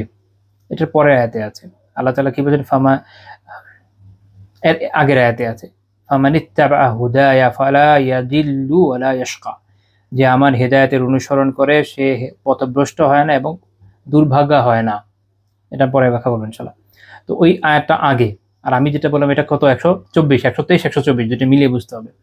তো তাহলে এই জন্য শাইখুল ইসলাম রাহিমাহুল্লাহ বলছেন যে আল্লাহ তাআলার কাছ থেকে আগত এবং তার রাসূলের মাধ্যমে আনিত হেদায়েতের অনুসারী হয়, ফাইন্নাহু লা ইয়াদিল্লু, সে পথভ্রষ্ট হয় না, ওয়ালা ইয়াশকা, এবং সে কি হয় না, দুর্ভাগাও হয় না, বাল ইয়াকুনু মিনাল মুহতাদিয়িন ওয়াল মুফলিহিন, বরং সে হেদায়েত প্রাপ্ত এবং সৌভাগ্যবানদের অন্তর্ভুক্ত হয়। তাহলে হেদায়েত এবং সৌভাগ্য পাওয়ার উপায় কি? এই আল্লাহ এবং তার রাসূল, আল্লাহ তাআলার পক্ষ থেকে প্রেরিত এবং তার রাসূল সাল্লাল্লাহু আলাইহি ওয়াসাল্লামের মাধ্যমে আনিত যে বিধান, এগুলো অনুসরণ করে, এবং তার মধ্যে প্রথম কথা কি? আকীদা। ওটাই তো দাওয়া হয় ফার্স্টে।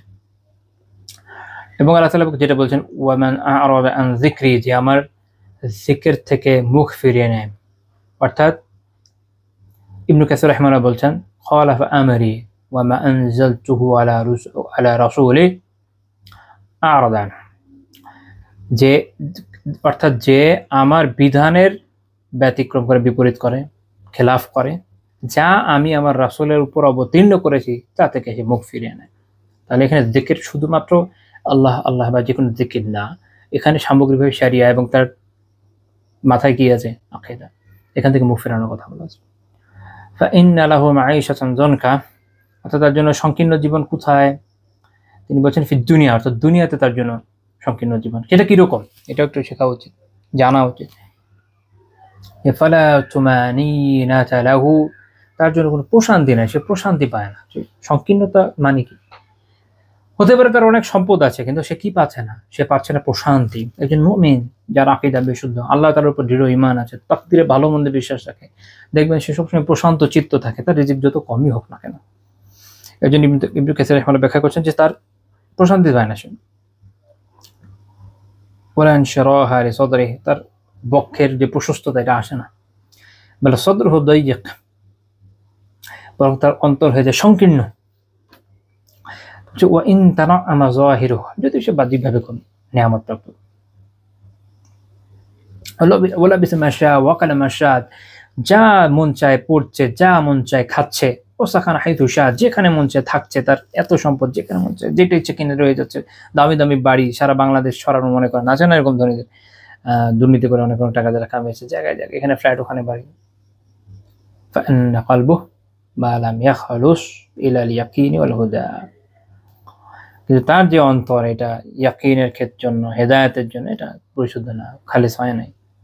ফলে কি হয়েছে? তার অন্তরের মধ্যে রয়েছে সন্দেহ, সে হয়রান হয়ে থাকে,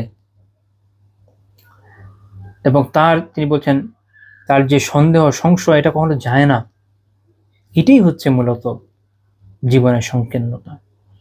দেখবেন মানুষ যাদের আকীদা বিশুদ্ধ নয়, আপনারা অনলাইনে দেখবেন অনেক আছে,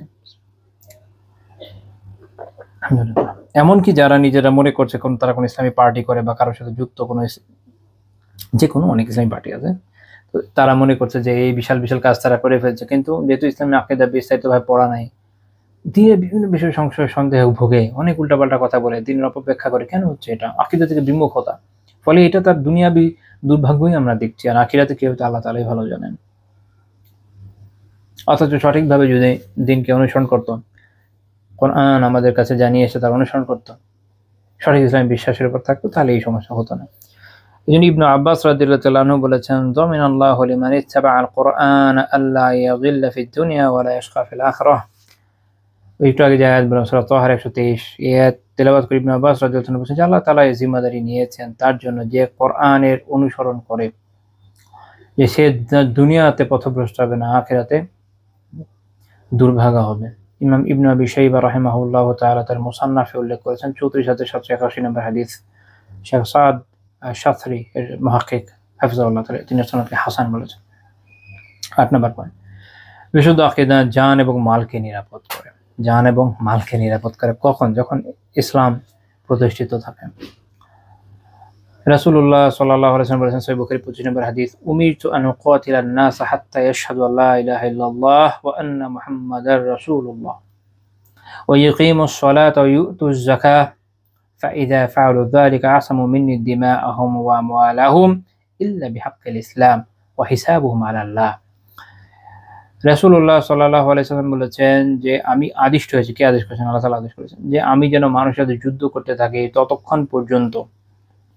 এটা কিন্তু কি বলে নাই যে জিহাদ শব্দ আসে নাই, তাহলে ওই যে অনেকে ব্যাখ্যা করতো যে তার মানে আমরা জবানে জিহাদ করবো, সেটা অবশ্যই জবানে জিহাদ জিহাদ, বাট এখানে কেতালের কথা হবে, সরাসরি যুদ্ধের কথা বলা, যে মানুষের সাথে যুদ্ধ হবে ততক্ষণ পর্যন্ত যতক্ষণ তারা এই সাক্ষ্য দিচ্ছে যে আল্লাহ ব্যতীত কোনো ইলাহ নাই এবং মুহাম্মদ সাল্লাল্লাহু আলাইহি ওয়াসাল্লাম আল্লাহ তাআলার রাসূল, এবং তারা সলাত কায়েম করছে, তার যুদ্ধের একটা কার্যকারণ সলাত কায়েম করছে, অর্থাৎ সলাত আদায় করছে, যাকাত আদায় করছে।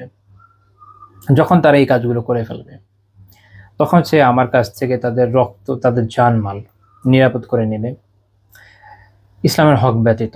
অর্থাৎ যদি এমন কোনো কাজ করে যেটার মাধ্যমে জানমাল হালাল হয়ে যায় সেটা ব্যতিক্রম, যেমন ধরেন আলিয়াউযুবিল্লাহ কেউ মুরতাদ হয়ে গেল, অথবা কেউ চুরি করলো, সেক্ষেত্রে তার হাত কাটা হয়। মুরতাদ হয়ে গেলে তওবার সুযোগ দেওয়া হয়, না হলে তখন তার মৃত্যুদণ্ড কার্যকর করা হয়। বা জিনা করলো বিবাহিত ব্যক্তি, এরকম বিভিন্ন জায়গায় যেখানে ইসলামী শরিয়াতে দণ্ডবিধি আছে তখন এটা ব্যতিক্রম। এটা ছাড়া সে তার নিজেকে নিরাপদ করে নিল আসলে। ও হিসাবুহু আলা আল্লাহ, এবং তার হিসাব আল্লাহ তাআলার কাছে। অর্থাৎ ভিতরে যদি নিফাকও থাকে, ভিতরে কুফর গোপন রেখে বাহ্যিকভাবে ঈমান দেখায়ও, হিসাব আল্লাহ তাআলার কাছে, কারণ অন্তরের বিষয় আমরা জানি না, আমরা শুধু জাহির বাহ্যিকটা দেখি।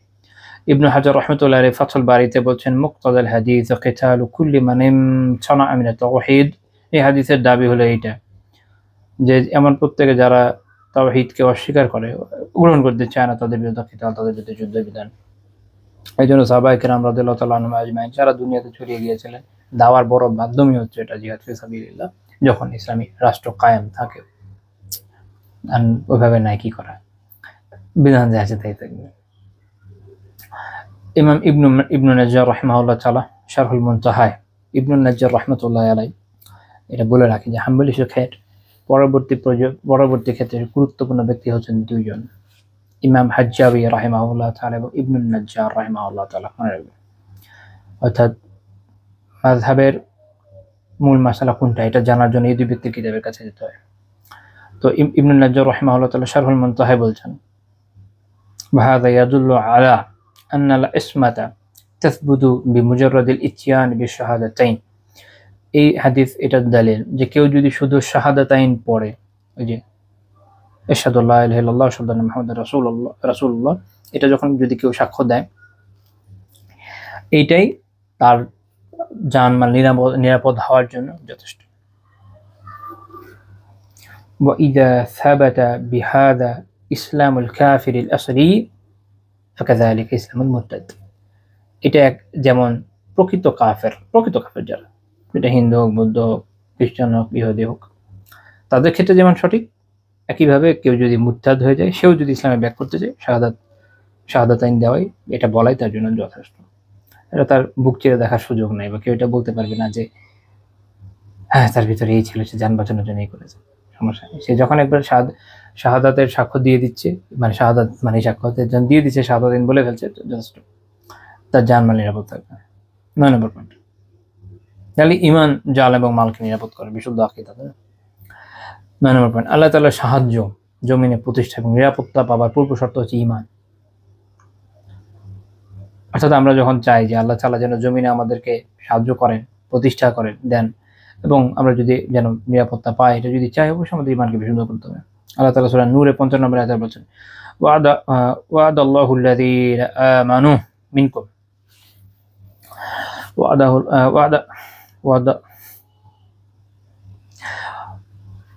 মুখে আটকে যাচ্ছে, টানা ক্লাস নিলে এক সমস্যা, আপনাদের ক্লাসের আগে একটা ক্লাস নিয়েছিলাম।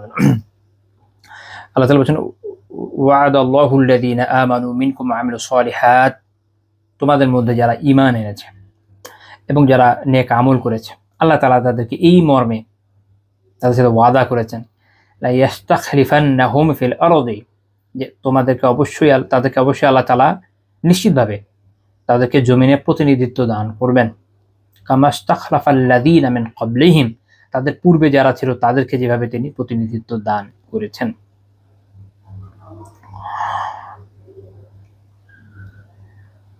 তারপর আল্লাহ তাআলা বলছেন ওয়ালাইউমাক্কিনান্না লাহুম দীনাহুমুল্লাযী ইরতাযা লাহুম ওয়ালাইউবাদদিলান্নাহুম মিন বা'দি খাউফি আমনা, ইয়াবুদুনানি লা ইউশরিকুনা বি শাইআ ওয়া মান কাফারা বা'দা যালিকা ফাউলাইকা হুমুল ফাসিকুন।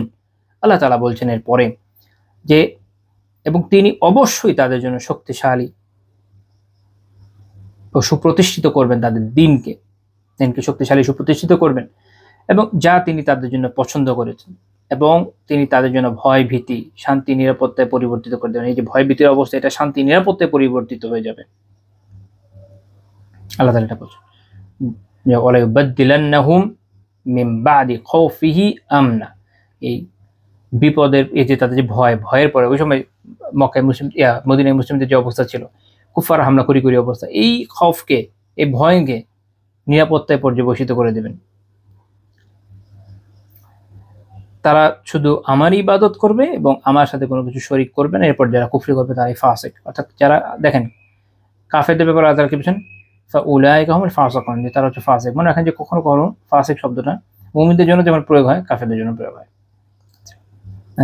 কোনো জায়গায় ফাসিক আছে আল্লাহ বলছেন এটা ফাসিক, বলছে না এটা হচ্ছে ফাসিক মানে হচ্ছে মুমিন ফাসিক, হইতেও পারে ওটা কাফের ফাসিক, এরকম জায়গা তো আছে, এরকম দেখতে হবে। যাই হোক ইমাম হাকিম রাহিমাহুল্লাহ তাআলা মুস্তাদরাকে 3552 নম্বর হাদিস ওখানে উল্লেখ করেছেন উবাই বিন কাব রাদিয়াল্লাহু তাআলা আনহু থেকে।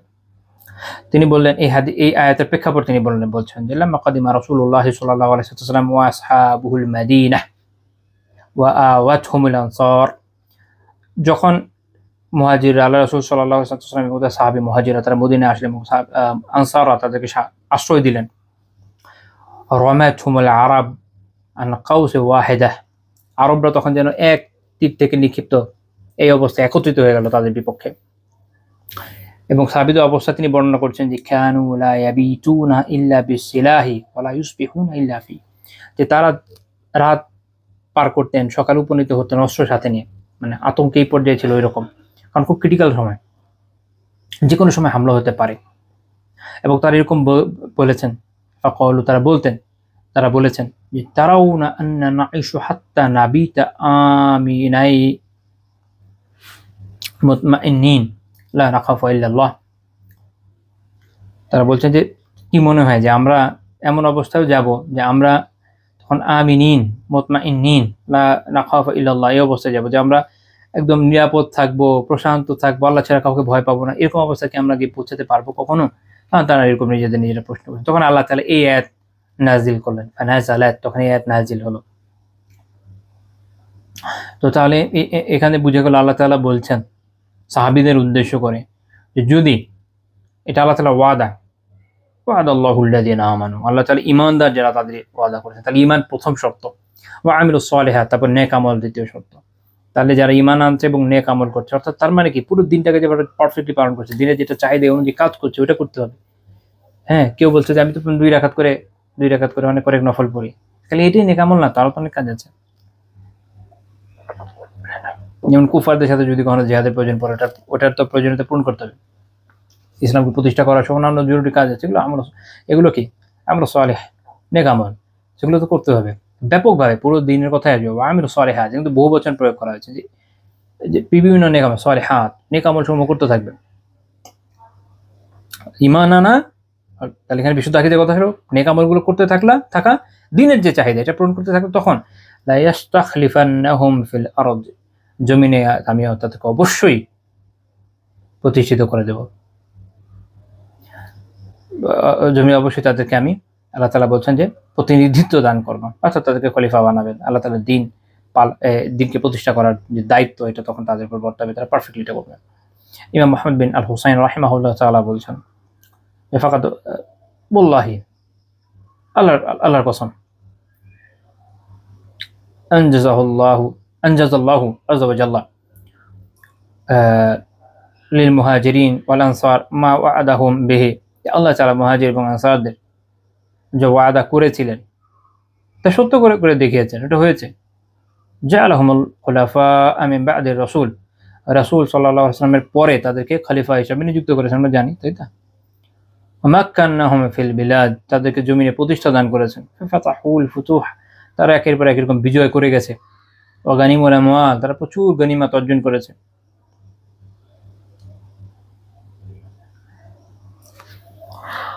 আল্লাহ ওয়া সাবাউ যারারিয়াল কুফার আসলামা আলা আইদিহিম মিনাল কুফফারি খালকুন কাসীর, যে তারা কুফফারদের যে বংশধর এদেরকে বন্দী হিসেবে গ্রহণ করেছে, তারা অনেক অনেক কাফের তাদের হাতে ইসলাম কবুল করেছে।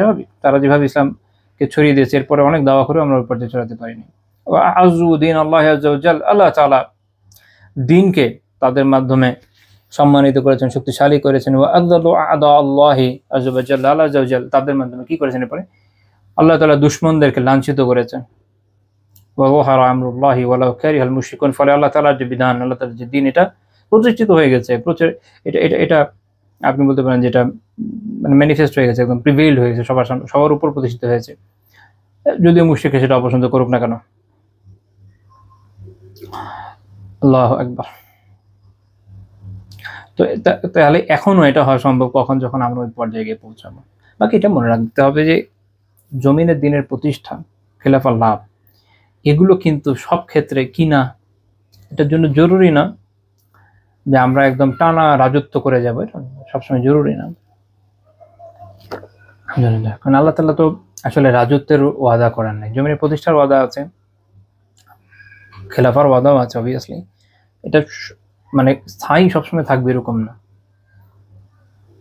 আমাদের কাজ হলো চেষ্টা করে যাওয়া, শরিয়ার যে নির্দেশনা অনুযায়ী কাজ করে যাওয়া। যদি আমরা করে যেতে পারি, ইনশাআল্লাহ আমরা সাফল্য পাবো, এটাই বড় পাবো। আচ্ছা, 10 নম্বর পয়েন্ট, যে বিশুদ্ধ আকীদা অন্তরকে সন্দেহ সংশয় মুক্ত রাখে। আল্লাহ তাআলা কি বলেছেন, ইয়া আইয়ুহান নাসু ক্বাদ জাআকুম বুরহানুম মির রাব্বিকুম ওয়া আনজালনা ইলাইকুম নূরাম মুবিনা, সূরা নিসা 174 নম্বর আয়াত। আল্লাহ তাআলা বলেছেন যে মানুষরা, তোমাদের কাছে বুরহান আসে, বুরহান, যে তোমাদের কাছে একটা মহান প্রমাণ এসেছে, মহান প্রমাণ তোমাদের রবের কাছ থেকে।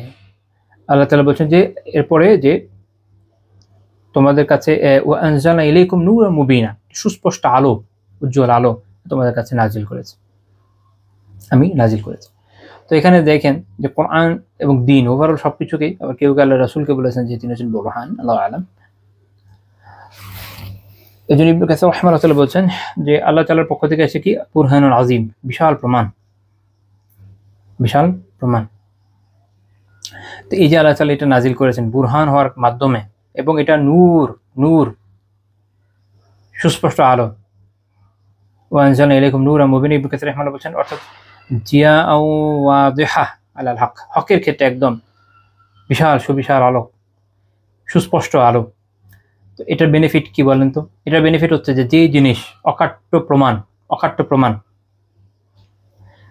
বুরহানুল আযীম মানে ওয়া হুয়া দালিলুল কাতিউ লিল উযর ওয়াল হুজ্জাতুল মুযিলা লিশুবহা, অর্থাৎ যেটা হচ্ছে এমন অকাট্য প্রমাণ যেটা অজুহাতকে দূর করে দেয় এবং সন্দেহ দূরকারী যুক্তি, কোরআন হচ্ছে এটা। এবং এই সাথে এটা সুস্পষ্ট আলো বটে, তো তার মাধ্যমে আপনার সব সন্দেহ সংশয় দূর হয়ে যাবে। অর্থাৎ আপনার যদি আকীদা বিশুদ্ধ থাকে, দিনকে সঠিকভাবে আপনি গ্রহণ করতে পারেন, কোরআনের জায়গায় জায়গায় তো আকীদার কথাই আছে, তখন এই যে সন্দেহ সংশয় তো বেসিক্যালি মানুষ আকীদা, এগুলো দূর হয়ে যাবে। শেখ মোহাম্মদ আব্দুল লতিফ আল খতিব রাহিমাহুল্লাহ, ওনার কিতাব আওদাহুত তাফাসির, তাফসীরের কিতাব, তো উনি এখানে ওয়া আনজালনা ইলাইকুম নূরাম মুবিনার ব্যাখ্যা বলেছেন ওয়াল কোরআনুল কারীম, যে কোরআনুল কারীম ওয়া আনআমা বিহি মিন নূর লিআন্নাহু ইয়াহদি ইলাল হক, এটাকে আল্লাহ তাআলা কি নূর বলছেন, এটাকে নূর বানিয়েছেন কি হিসাবে? কারণ এটা হচ্ছে মানুষকে হকের দিকে হেদায়েতের পথ প্রদর্শন করে। ওয়া ইউনজি মিনাদ দালাল, মানুষকে গোমরাহি থেকে নাজাত দেয়। তো আপনি যখন এটা অনুসরণ করবেন, যেমন একটু আগে ইবনে আব্বাস রাদিয়াল্লাহু আনহু কল করেছি, তখন আমরা কি করতে পারবো? হেদায়েতের দিকে থাকতে পারবো এবং সন্দেহ থেকে অন্তরকে মুক্ত রাখতে পারবো ইনশাআল্লাহ। আল্লাহ তাআফিক দেন। আমরা এটা করি না বলেই বিভ্রান্তিতে পড়ি। সর্বশেষ যে পয়েন্ট আজকে আলোচনা করবেন সেটা হচ্ছে আধুনিক যে সংশয় মোকাবেলা, এটাতে এই বিশুদ্ধ আকীদা কাজে আসে। এখন দেখেন, আমি একটা উদাহরণ দিব, শুধু অনেকগুলো এই ধরনের আধুনিক সংশয় থাকে, আমি জাস্ট একটা নিয়ে যদি আলোচনা করি, মনে করেন সেকুলারিজম। অনেকে যে বলেন, আমি যেমন শুরুতে বলেছি, অনেকে মনে করেন যে বিশুদ্ধ আকীদা পরে কি হবে টাইপের, এটা তো আমার দিনের মূল, আমার শিখতে হবে। 2 নম্বর হলো আধুনিক সমস্যা মোকাবেলাও এটা কাজে আসে। আলহামদুলিল্লাহ, আল্লাহ তাআলা আলহামদুলিল্লাহ যাদেরকে বিশুদ্ধ আকীদা দিয়েছেন, ফিতরা দিয়েছেন, আপনি দেখবেন যে তারা এইসব সংশয় পড়ে না, তারাই পড়ে যাদের এই বিষয়ে ইলম একদমই নাই। মনে করেন যে কেউ এই ধরনের বই পড়লই না, এইসব সংশয়কে ধ্বংস করা, রিফিউট করা, খণ্ডন করা, এই ধরনের কোনো বই সে পড়েই নেই। সে শুধুমাত্র বিশুদ্ধভাবে কোরআন জানে, কোরআনের তাফসীর পড়েছে, বিশুদ্ধ ইলম অর্জন করেছে, বিশুদ্ধ আকীদার কিতাব পড়েছে, আলহামদুলিল্লাহ। দেখেন, এই জ্ঞান দিয়েও সে কিন্তু এগুলোকে রিফিউট করতে পারে। আলহামদুলিল্লাহ, যাদের এই ধরনের জ্ঞান আছে তারা পারে। যেমন আমি একটা উদাহরণে আনি, মনে করেন সেকুলারিজম।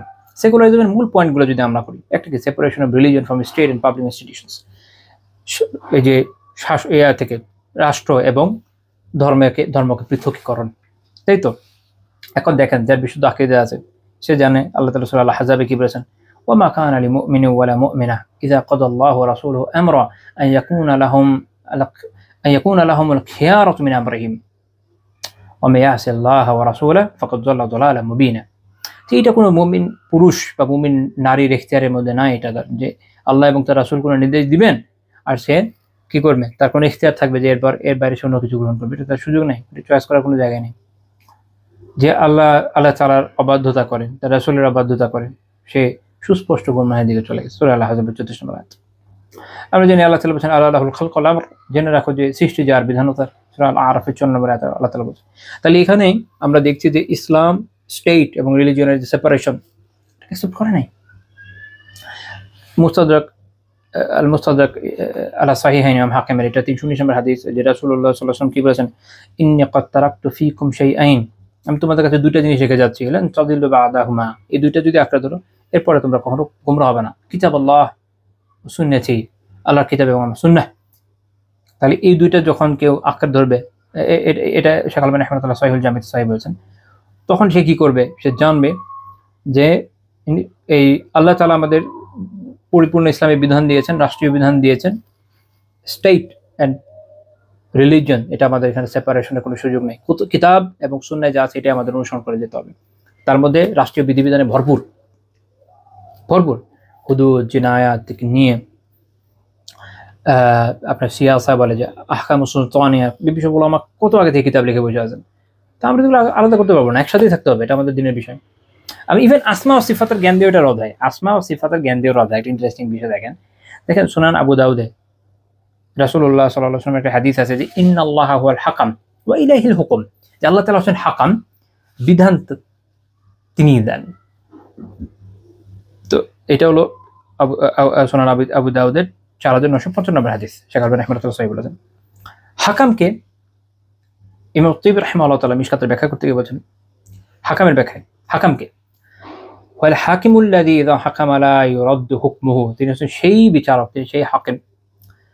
হাকাম হলো সেই সত্তা, সেই বিচারক যিনি যখন কোনো ফয়সালা করেন সেটা রদ করা যায় না। ওয়া হাযিহি সিফাতু লা তালিকু লিগাইরিল্লাহি তাআলা ওয়া মিন আসমাইহি আল হাকাম, এই যে সিফাত এটা আল্লাহ তাআলার শানে, এটা কোনো গায়রুল্লাহর শানে প্রয়োগ করা যায় না। তাহলে এবং তার সুন্দর সুন্দর নামের একটা হচ্ছে আল হাকাম, তাহলে যিনি হাকাম তার বিধান কার্যকর হবে, আসমা সিফাত দিয়ে আমরা বুঝতেছি। তাহলে এইটা অন্য কারো শানে দেওয়ার কোনো সুযোগ নেই, যদি দেওয়া হয় শিরক হবে। তাহলে আল্লাহর আইনের জায়গায় উন্নয়ন কীভাবে চলবে, আল্লাহ যে রাষ্ট্র পরিচালনার বিধান দিয়েছেন তার জায়গাটা কীভাবে যাবে। তাহলে আমরা তো এই যে সেপারেশন মানতে পারলাম না, বিশুদ্ধ আকীদা দিয়ে বুঝলাম, আলাদা বই পড়া লাগলো না। আচ্ছা, সেকুলারিজমের একটা ধারণা হচ্ছে যে হিউম্যান রিজন, তারপর তার লেজিসলেশন, এগুলা ধর্মীয় আইনের উপরে থাকবে। দেখবেন যে ধর্মীয় আইন এক সাইডে, তারা তাদের বিধান অনুযায়ী ঘোষণা দিয়ে দিচ্ছে, তাদের আদালতের অনুযায়ী ফয়সালা দিয়ে দিচ্ছে, অর্থাৎ সভারেনিটি, সার্বভৌমত্ব এটা মানুষকে দিয়ে দিচ্ছে, তাই না? অথচ আমরা জানি কি সূরা ইউসুফে আল্লাহ তাআলা বলেছেন ইনিল হুকমু ইল্লাল্লাহ, বিধান দানের ক্ষমতা শুধু আল্লাহ তাআলা, বিধান শুধু আল্লাহ তাআলা।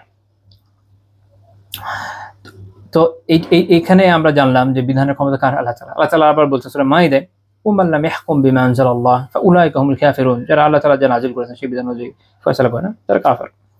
তো এখানে আমরা এই বিষয়টা বুঝে গেলাম যে বেসিক সভারেনিটি আসলে আমাদের বিশ্বাস কার, আল্লাহ তাআলার, বিধানদের মালিক তিনি, সে অনুযায়ী হবে। তাহলে এই যে হিউম্যান রিজন, তারপরে হচ্ছে জাতি, মানুষ, অমুক তমুক ইনস্টিটিউশন, সর্বোপরি তারা বলে যে রাষ্ট্রের সার্বভৌমত্ব, রাষ্ট্রের এটা একটা ব্যাখ্যা আছে, যাই হোক, কিন্তু জনগণের এক ধরনের সার্বভৌমত্ব থাকে।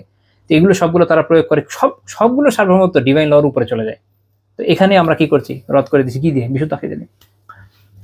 সেকুলারিজম এটা প্রমোট করে যে মানুষের ইন্ডিভিজুয়াল যে ফ্রিডম, ইন্ডিভিজুয়াল ফ্রিডমকে প্রমোট করে। মোরালিটির ক্ষেত্রে ব্যক্তি ইন্ডিভিজুয়াল ফ্রিডমের তারা গুরুত্ব দেয় মোরালিটির ক্ষেত্রে। দেখেন এই জায়গায় ইসলাম কি বলছে, রাসূলুল্লাহ সাল্লাল্লাহু আলাইহি ওয়াসাল্লাম বলছেন লা ইউমিনু আহাদুকুম হাত্তা ইয়াকুনা হাওয়াহু তাবা'আন লিমা জিতু বিহি। ইমাম ইবনে আবি আসম রাহিমাহুল্লাহ তার কিতাব সুন্নাহয় উল্লেখ করেছে 15 নম্বর হাদিস, যে তোমাদেরকে ততক্ষণ পর্যন্ত মুমিন হবে না যতক্ষণ না তার প্রবৃত্তি তার অনুগামী না হতে যে আমি নিয়ে এসেছি, অর্থাৎ শরিয়ার অনুগামী না হয়ে প্রবৃত্তিকে শরীয়তগামী না বানিয়ে কেউ কখনো মুমিন হতে পারবে না। তাহলে আমরা এখানে যে ইন্ডিভিজুয়াল ফ্রিডমের যে থিঙ্কিং, এটাকে তো নাকচ করে দিলাম।